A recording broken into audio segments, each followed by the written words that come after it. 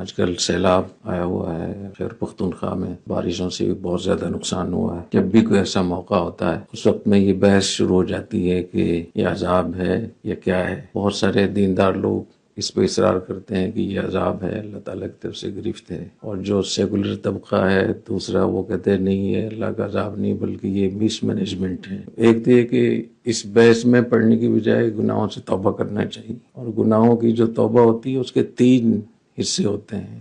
3 چیزیں جب اکٹھی ہوں گی تو اس کو توبہ کہیں گے۔ اگر کوئی ایک چیز بھی شرط بھی غائب ہوگی تو وہ توبہ نہیں کہلائے۔ سب سے پہلی بات یہ کہ صدق دل سے آدمی اس گناہ سے توبہ کرے، چاہے وہ حقوق اللہ سے تعلق ہو، حقوق العباد سے تعلق ہو، مس مینجمنٹ ہو، یا اور کوئی شخصی گناہ ہو، تو خالص توبہ، اس کو قرآن مجید میں توبۃ النصوحہ کہا، یا الذین آمنوا توبوا الی اللہ توبۃ النصوحہ۔ دوسری ہے کہ جو سابقہ نقصان کیا ہے اس کی تلافی کرے، کسی کا حق دبایا ہے، کسی کی زمین کو غصب کیا ہے، اس میں مکان بنایا ہے، ناجائز قبضہ کیا ہے، ناجائز سوسائٹی بنائی ہے، پیسے لے کر NOC دی ہے، رشوت لے کر لوگوں کا کام کیا ہے، اقربا پروری کی ہے، یہ سب گناہ ہیں، اور یہ گناہ کبائر ہیں، کبیرہ گناہ ہیں سارے۔ اس کی تلافی کرے، اور اگر تلافی کا بندوبست نہ ہو تو یہ عزم مصمم کرے کہ جیسی میرے پاس گنجائش ہوگی تو میں اس کی تلافی کروں گا، اس کا حق ادا کروں۔ اور تیسری شرط یہ کہ آئندہ سے بچنے کے لیے